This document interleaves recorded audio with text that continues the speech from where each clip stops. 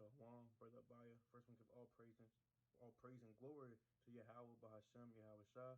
Lord willing, you're enduring, you praying, you fasting, you giving alms, and you're doing everything you need to do to make your calling and election sure in these last days. Right? Today's video is going to be, he that is not with me is against me. And that's true, right? If you're not with me in this truth, then you're against me. Because what's the point of hanging out with somebody that's not going to help you push this truth, right? Let's just get into it, though. Let's get Luke chapter 11 and verse 23. That's exactly what Yahweh said. So this is the book of Luke chapter 11 and verse 23. He that is not with me is against me, and he that gathereth not with me scattereth. So if you're not with, doing the Father's business, like Yahweh was doing, going out to teach, right, giving alms, loving thy neighbor, which is your brother, right, and doing, doing everything you need to do to build up the nation, then hey, you scattering, man. If you're not gathering, you scattering. It's either one or the other, right? You can't, you can't be lukewarm. You know what I'm saying? You can't be lukewarm. It's either one or the other, right? And you're not supposed to be walking with people in this world that's still smoking weed, still hitting a damn vape pen, nicotine and everything like that, right? This is a book of Amos. Bear with me. This is the book of Amos, chapter 3 and verse 3. And it reads, can two walk together except they be agreed? So can two walk together except they be agreed? You can't have somebody in this truth that's all about righteousness and somebody in the world that's all about wickedness walking together. They're not going to agree on something, man. The righteous man might say, let's go out and teach on the Sabbath. The other one might say, let's go out and go to a party, to a club on the Sabbath, man. Right? You can't be agreed walking, two. Let's just get it real quick. Unequally yoked. You're not going to have different views, opinions, and things of that nature, man. That's why when you come to this truth, you got to cut a lot of people off. And that's that sacrifice you got to make. You have to cut a lot of people off. If they're not with you, they're against you, man. Right? Let's get it, though. This is the book of 2 Corinthians, chapter 6 and verse 14. Be ye not unequally yoked together with unbelievers. So don't be unequally yoked together with unbelievers, right? Imagine you got a metal chain on your neck, right? And the other person, the person he's in the world, he also got the same chain connected on the neck. He's going one way, you're going the other way. Y'all just going to keep pulling right back, man, right? For what fellowship hath righteousness with unrighteousness? So what fellowship, what companionship, friendship have unrighteousness with righteousness, right? You can't be friends with somebody in the world.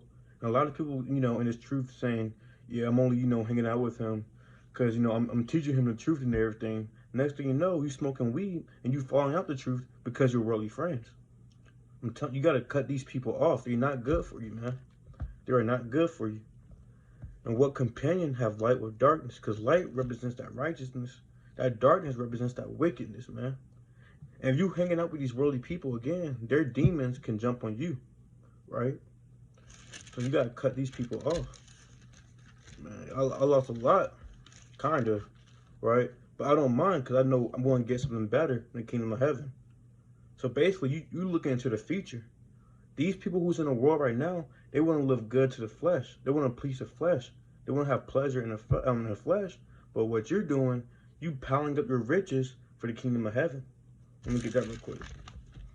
And, a lot of these people don't know, like, this truth is an investment, right? It's sacrificing for a better outcome. All right, let's get it, though. And people going to be caught off guard in that day, man, because you're going to have 1/3 of Israelites. They're not going to really be that rich. They might have one servant. They might have a few cattle. They might just live in, an okay home in the kingdom of heaven. But I don't know about y'all, but I actually want to live, live good, man. I want to be a ruler of cities. I want to have slaves, right? I want to be up there, man, right? Let's get this, though. Salakia, bear with me. This is the book of Matthew chapter 6 and verse 19. Lay not up for yourselves treasures upon earth. So don't lay up yourselves treasures upon earth. Because a lot of people talking about, let's go get this money. Let's go have fun. Whoop-de-whoop. Right? But it just says, lay not up your treasures upon earth. Because why? Where moth and rust doth corrupt. So it's going to just corrupt. right? Because in Proverbs 11:4, your riches, let me just get it real quick. It's not going to get you delivered. Nothing on this earth can get you delivered, man. So it's vain, basically, what I'm trying to say. It's all vain. It's the book of Proverbs 11:4. Riches profit not in the day of wrath, but righteousness delivereth from death. Right? So your riches not going to profit you in the day of wrath. You over here, always talking about what's the move. Let's go do this. Let's go do that. Is that going to get you delivered?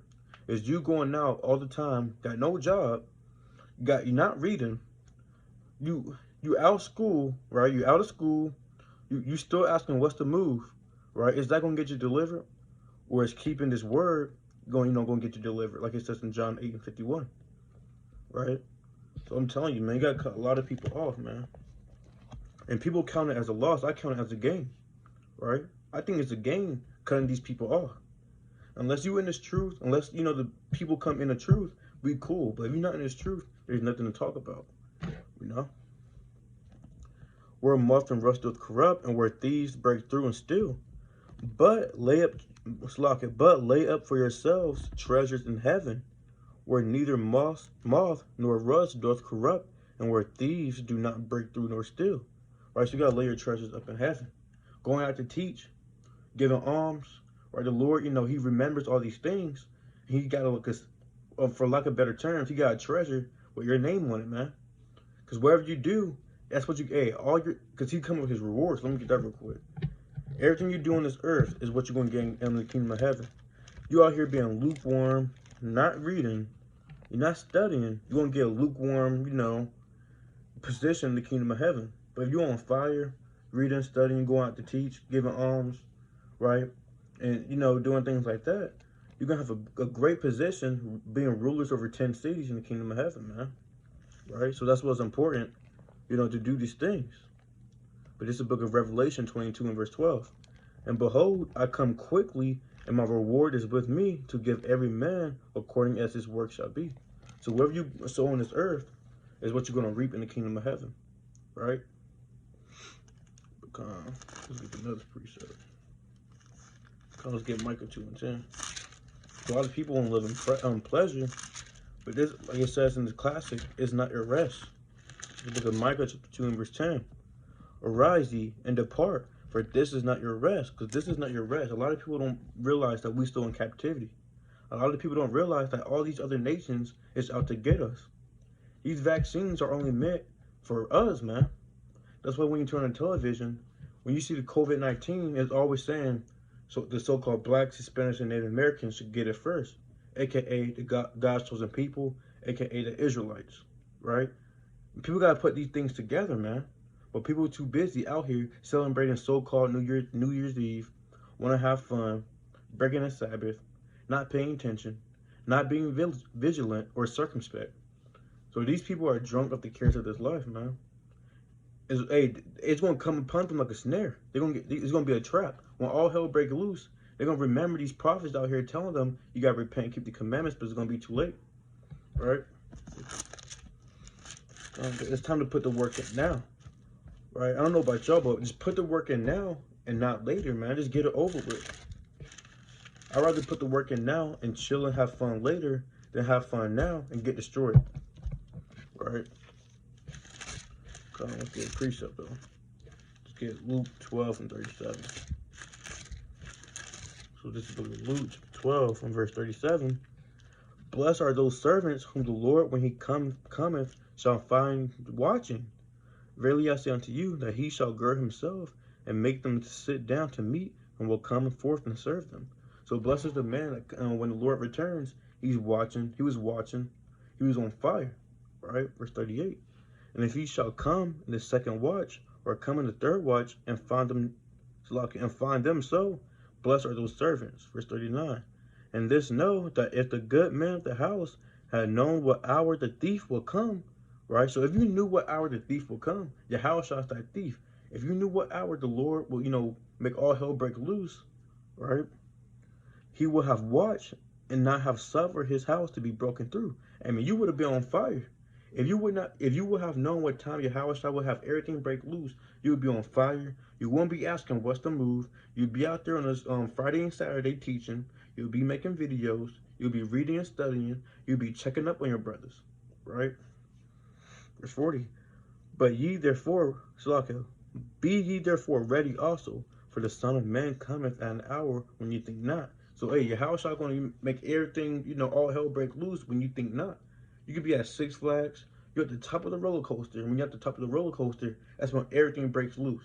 All hell breaks loose. You're at the top of the roller coaster. It stops. You can't get down. The Lord going to gem you up in that day, man.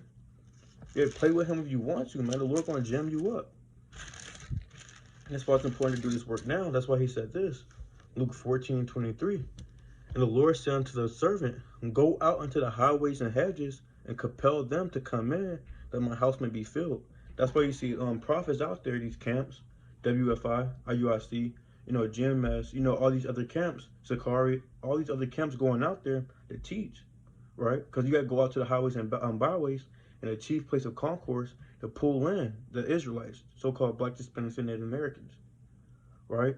On a Shabbat as well, man. Don't be that type of person who's laying back. You got the wisdom. You know what's going on. You know that you're the children of Israel.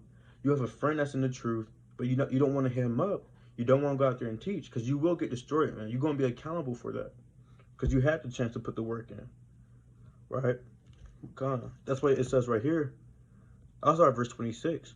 If any man come to me and hate not his father and his mother and wife and children and brethren and sisters, yeah, in his own life also, he cannot be my disciples. Because you have a lot of people that love themselves, right?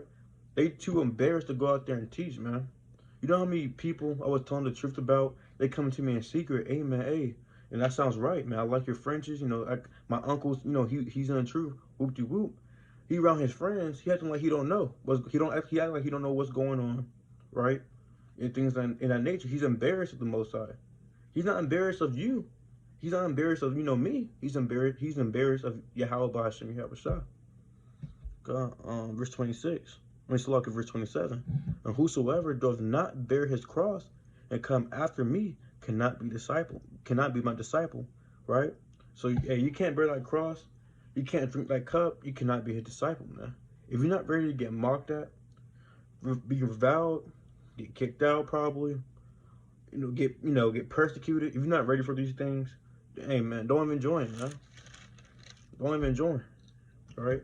And another thing I want to address too, these halfway steppers, man. These halfway Israelites. You got Israelites, so-called Black, people in their bio, they talking about Israelite tribe of Judah. You go on their page, the female still wearing pants. The dude, the Jake, he's still smoking a blunt. No fringes on. He's not teaching, right? He's not doing nothing. But he's talking about tribe of Judah. And he probably got John 3:16 in her bio, right?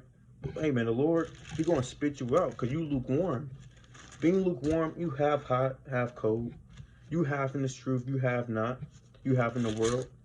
And the Lord's not dealing with it. It's either you all in or you not. You got that saying, you bet on me, I'm all in, man. You gotta be like that. The page is kind of jamming up. It's the book of Revelation, chapter 3. Salakia, bear with me. Verse 15, and it reads, I know thy works, that thou art neither cold nor hot. Right? So, hey, the Lord know your works. You either on fire or you're not. Right? I wouldn't thou work cold or hot. And he wants you to either be cold or hot. Either in this truth or in the world, man. Right? Verse 16. So then, because thou art lukewarm and neither cold nor hot, I will spew thee out of my mouth. And the Lord wants to spew thee out of his mouth. I mean, you're going to get destroyed. Right? This hip talk, man. The Lord talking his talk. Right? Now let's go to the next precept, though. Let's get Luke 19 and verse 12. Right? And it reads, he said, therefore, again, this truth about, investment, making a sacrifice for a better outcome.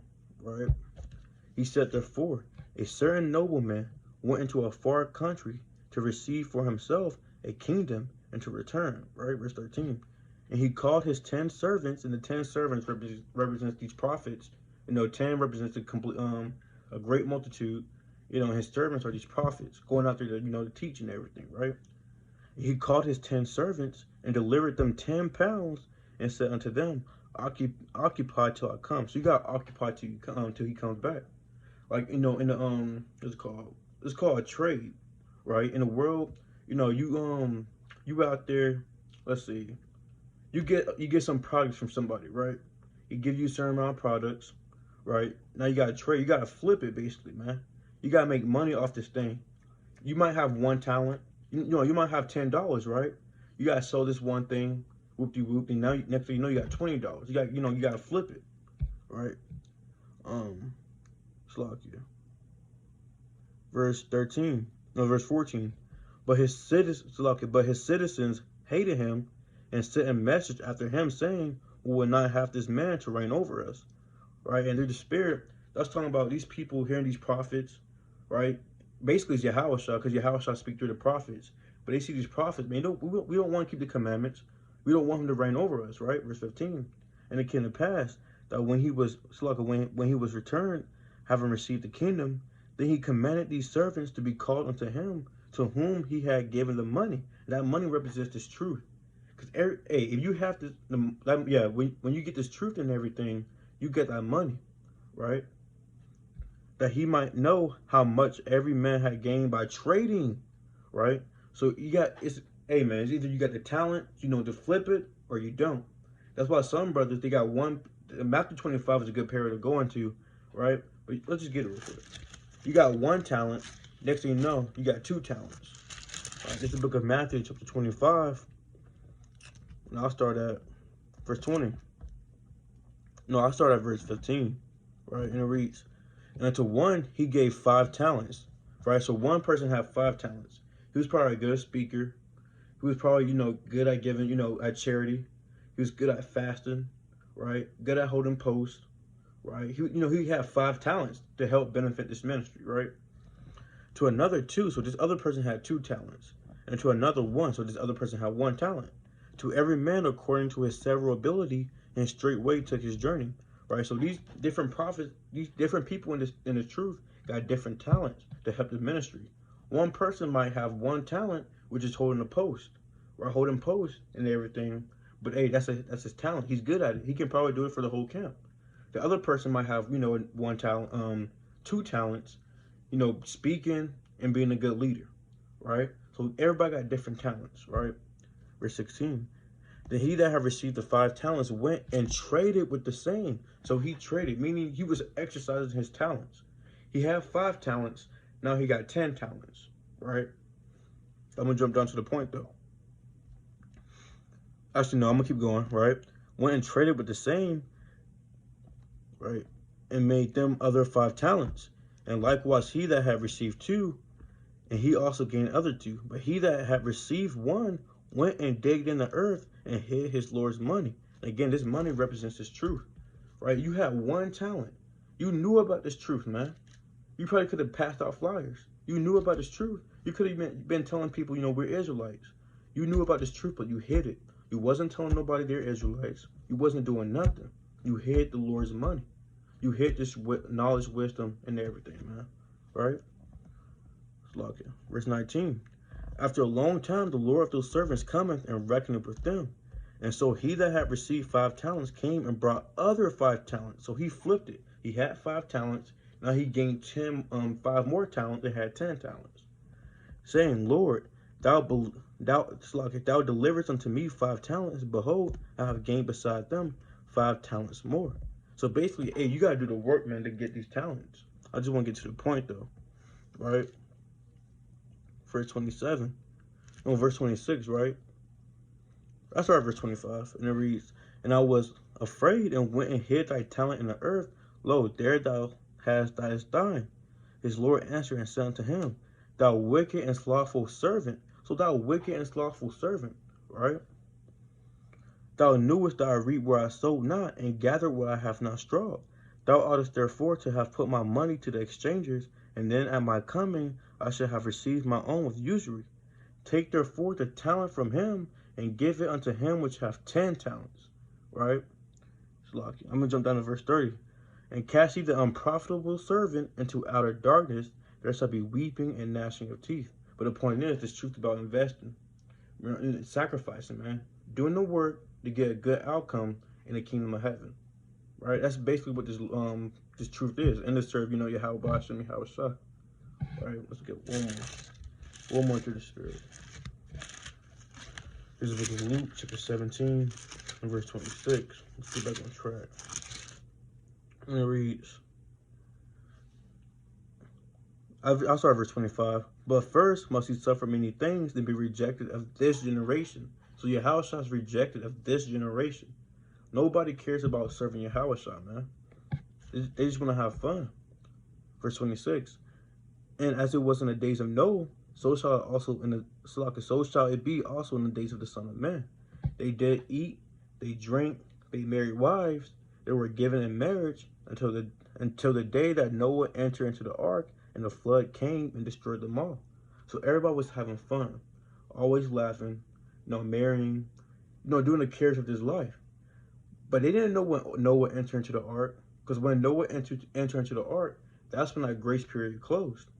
So the same over here, when all hell break loose, the prophets not on the streets. Hey, that's when that grace period gonna be closed, man. Then they're gonna wish they got this truth. Then they're gonna wish they took the prophets seriously, man, or Yahushua seriously, right? Verse 28. Likewise, also as it was in the days of Lot, they did eat, they drank, they bought, they sold, they planted, they built. Doing the cares of this life, doing their pleasures of their own pleasures, right? Verse 29.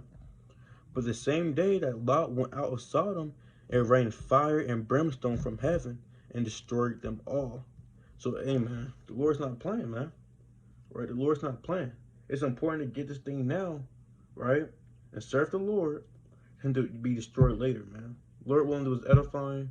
I want to give a kohalon Yahweh, by Hashem, Yahweh Shah, Barak Yahweh, Barak Yahweh Shah.